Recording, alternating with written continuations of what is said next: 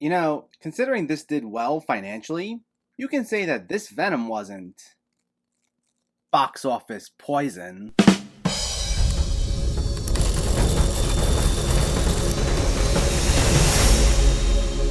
What's going on, everyone? Welcome back to my channel. Prior to my review of Venom, There Be Carnage, we're first talking about its predecessor, 2018's Venom. Before we begin, let me know in the comments what your thoughts on this movie were, if you already saw it or if you were planning on seeing it, and make sure to hit that thumbs up button if you like these reviews, as it helps me out immensely by getting my channel out there. And if you're new here, I hope you consider hitting that subscribe button so you can stay up to date with more movie-related content like reviews and rankings on a near-daily basis. But let's jump right into it and let's talk about Venom. This stars Tom Hardy as Eddie Brock, a failed reporter who's bonded to an alien entity, one of many symbiotes who have invaded Earth. But the being takes a liking to Earth and decides to protect it.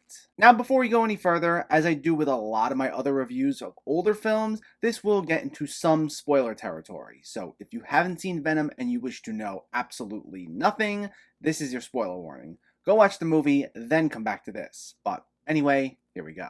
This is directed by Ruben Fleischer, and the storyline was inspired primarily by Venom's comic book arcs Lethal Protector and Planet of the Symbiotes, and this offers something of a different take on the character. Because Venom's primarily known as an antagonist and one of Spider-Man's greatest villains, and he's known to be more of a Jekyll and Hyde figure, where Venom and Eddie Brock were two sides of the same person, though one considerably more evil. This distanced itself from Spider-Man, though in some confusion it initially said it was technically in the same universe as Spider-Man Homecoming, even though it wasn't co-produced by Marvel Studios. It was eventually cleared up that this was its own universe separate from the MCU. But it reimagined Venom as more of an anti-hero and as a separate entity from Eddie Brock. While it's still a symbiote that latches itself onto Brock, unlike every other incarnation of the character, this took on more of a hybrid when dealing between Brock and Venom, with the two sharing the same body and working together. When we see Brock, we're really seeing Brock, but when he takes on the form of Venom, it's a different entity entirely, though also voiced by Tom Hardy. And the two would have conversations with one another all throughout the film, especially when they had disagreements over how to handle a particular situation. And it turned into what was probably one of the biggest misdirects I can recall in a while. I remember seeing the trailer for this, and from the tone, it appeared this was going to be an extremely dark take on the character, and I figured this was going to feature someone completely unlikable as our protagonist, who I thought we'd feel conflicted about rooting for, or something along those lines. But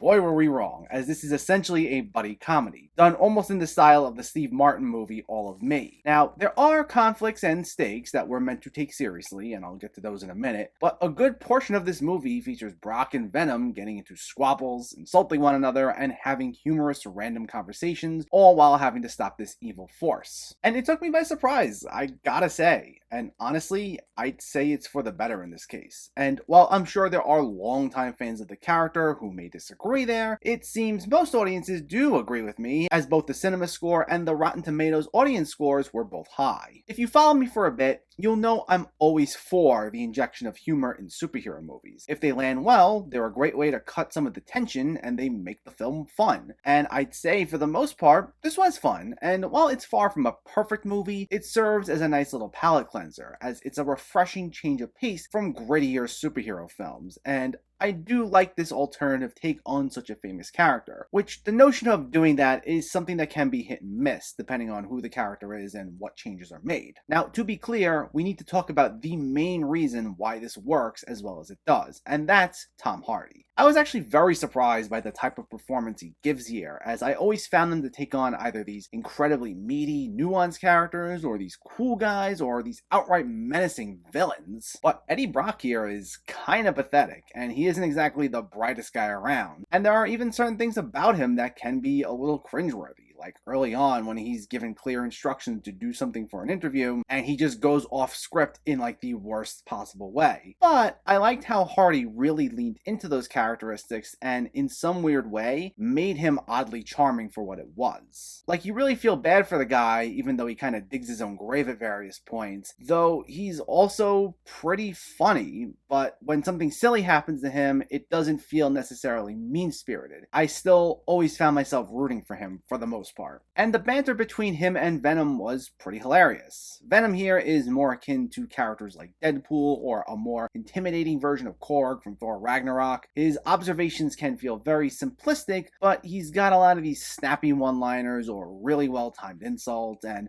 there will be scenes that maybe won't have the biggest relevance to the plot, but it's just Brock and Venom going back and forth. But those were the highlights of the movie for me. As someone who doesn't consider themselves a die-hard Venom fan, this honestly was one of my favorite takes on the character, and Hardy's commitment to both roles was great and just goes to show how wonderful of a talent he is. As for everything else, that's where a lot of the faults come through. Now, I wouldn't say I hated everything else about this movie, but it's certainly at its weakest whenever it's not focused on the Brock and Venom stuff exclusively. And to be clear, as noted by many, it takes about 40 minutes to get to Venom himself. For one thing, while not an MCU film, this is quite reminiscent of the MCU formula, where it's a hero who's looked down upon and they have to find themselves and they have to fight the anti-version of themselves once they become a superhero. And while that's something the MCU itself has been criticized for, and I do think it works better for some films than others, I'd still say there's an overall charm and consistency to most of those films, even the weaker ones, that can make its faultier moments not feel like quite a slog. And I wouldn't say parts of this movie were necessarily a slog, but they can feel a bit tedious. For one thing,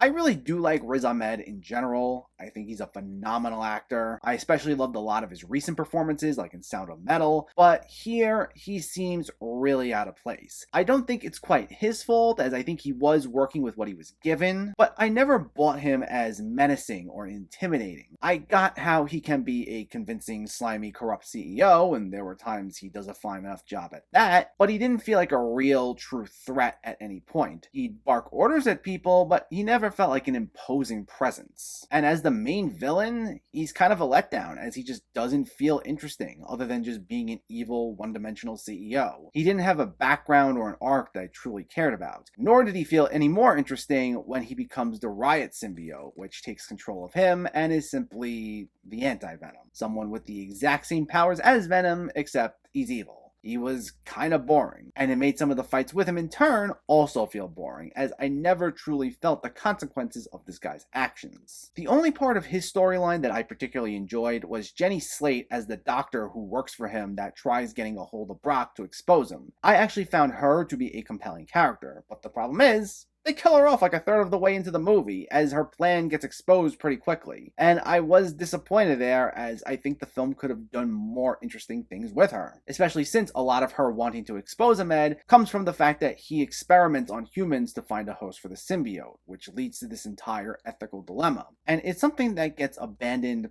pretty much once she's killed off. That's probably one of the most frustrating aspects about this screenplay, as it could have touched upon things like exploitation and the ethical conversations involving certain scientific advancements or business incentives, and I think it would have been a great way to add some nice, subtle social commentary set against the backdrop of a thrilling superhero movie, like how we see when Brock is so disturbed by a homeless woman he knows who's part of the experiments, but that goes out the window early on to just do a by-the-numbers, evil version of the main character story. And then there's Michelle Williams as Brock's fiancée, Anne, who dumps him at the beginning of the movie and dates a doctor named Dan, played by Reed Scott, and part of the movie is Eddie trying to win Anne back, but to no avail. Now, I like Michelle Williams in general. Prior to this and the previous year's Greatest Showman, she was mainly a staple in independent films, and it was nice to see her get exposure in more mainstream films such as this. And it was reported she had some influence regarding her character's direction behind the scenes, so I'm happy to hear that. But the entire subplot with her character was kind of boring. It led to a lot of tonal inconsistencies within the film overall, as it feels like a poorly written soap opera. And while Williams does a fine enough job, the role felt thankless and one-note. Most of her depth amounts to her just being concerned for Eddie or rebuffing him and chastising him for his mistakes. And it would feel off when we get these attempts at being sentimental or dramatic that already feel mainly hokey, but they'd be directly after these comedic bits of Venom saying he wants to eat someone. The only cool part was the She-Venom sequence we briefly get, where she finds a way to get Venom back to Eddie once they're separated. And that would be something cool to explore moving forward.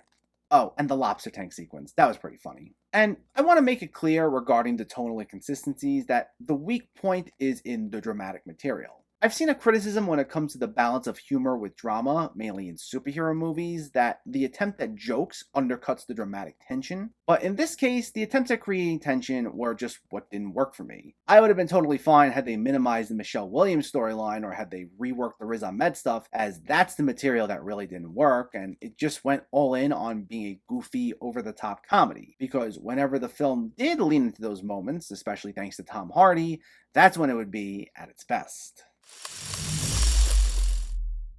Venom is far from a perfect film, with some glaring faults, but for what it was, to be clear, I actually liked it. While it does have some issues due to its tonal inconsistencies, its formulaic storytelling, and its weak villain, the main reason it works at all is due to Tom Hardy's committed performance as both Brock and Venom, which leads to a lot of great comedic bits. And while it's essentially one major element that I liked, it consistently provided a lot of solid moments that kept me entertained despite its faults.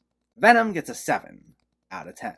Again, I want to make it clear, this is mainly due to how much I like Tom Hardy and the humor, and usually one good thing isn't enough to save a movie, but in this case, it really kept things afloat. So much to the point that I say I legitimately liked the movie. I enjoyed it as much as I did the first time I saw it, and I'd have no problem going back to it again. But stay tuned, as up next, I'll be discussing Venom, Let There Be Carnage. But in the meantime, let me know, did you see Venom, or are you planning to see it, and what were your thoughts? Did you think it was better than what most critics said? Do you have a favorite Tom Hardy movie? Let me know in the comments below so we can discuss. Also, if you enjoyed this video, please like it and share it, and for more movie reviews and film discussion, please make sure to hit that subscribe button to stay updated. Thanks for watching everyone, and keep having fun with film.